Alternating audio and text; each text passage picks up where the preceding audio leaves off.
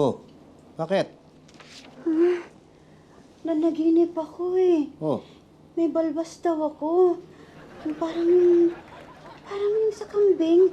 Tapos sinachani ko isa-isa. nako, masakit yun. Kaya pala nagising ka. Hindi ka pa ba matutulog? Hindi pa, may tinatapos pa akong report eh. Oh, sige na, okay lang. Bumalik ka na sa tulog. Sige na. Sige na. Hindi, Oo. baka mamaya managinip na naman ako. Ay, nako. Huwag ka mag-alala. Pag nanaginip ka ng tungkol sa balbas, aahitan kita. Electric naman eh. Para hindi na... Nakakainis ka na. Sige na. Han! Han! Han! Han! Han! Ah! Ano nangyari? Nanaginip ako. Hinahabol daw ako ng alien. Alien.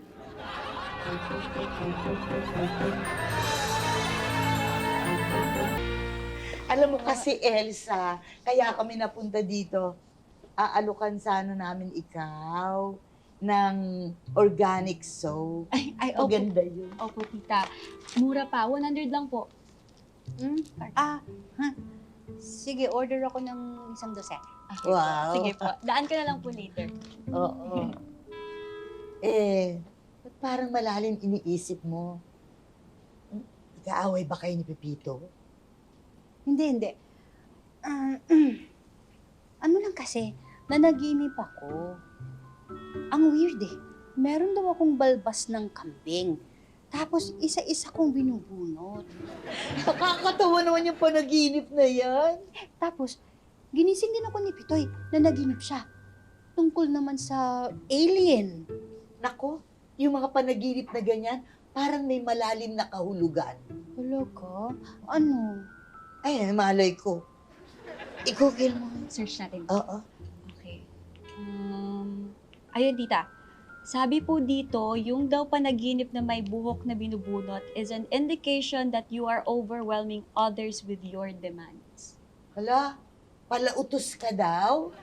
Eh, yung panaginip ni Pitoy, ano ibig sabihin? Ay, sige po. Alien po yun, no?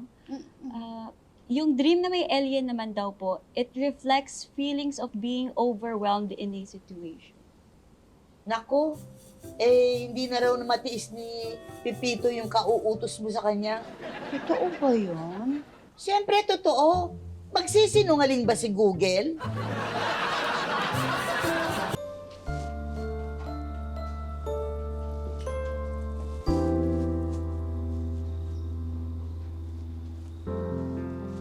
Oh, bakit? Hmm? Bakit?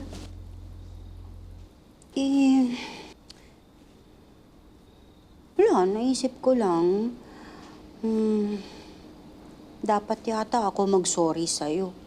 Ba't ka magsasorry? Ano bang ginawa mo? Kasi di ba nitong mga nakaraang araw, ang dami kong iniutos sa'yo. Itong nakaraan lang ba? Di ba araw-araw? Ano? Seryoso ako. Oo, hindi. Nakakatakot kasi kinakabahan ako dyan sa sinasabi mo pagka ganyan ka kaseryoso eh. Ano? Diba? Eto na nga eh, tutuloy ko ba hindi? Tuloy mo na nga. Sige na, ano ba yun? Yun nga. Oo. Dami kong iniutos sa'yo. Oh. Hindi ko man lang naisip na busy ka rin sa opisina, siyempre. Tapos, sina Patrick, si Robert, hiniram ko pa sa'yo. Eh di mag-isa ka na lang sa mga lakad mo. Okay lang yun. Alam mo, ayoko rin namang nahihirapan ka, di ba? Oo nga. Pero pwede naman kasing hindi ka na nahirapan, hindi ba? Kung sana nagdesisyon ka agad ako na ipamigay yung mga Christmas tree, ganun. Kaya, sorry. Kasi hindi ko iniisip yung kalagayan mo. Oh, wala yun. Alam ko namang lahat ng ginagawa mo na yan, para sa akin, para sa mga anak mo. Okay lang yan. Okay na tayo. Tayo, hindi pa. Kala ko pa sabi mo, wala yun. Pero paano wala yun? Napagod ako, wala yun. Hindi naman pwedeng gano'n. Anong gusto mo?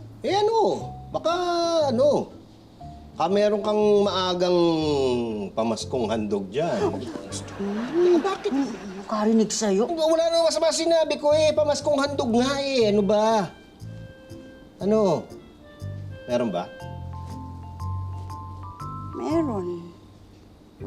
Doon sa taas. Siguradong merry ang Christmas.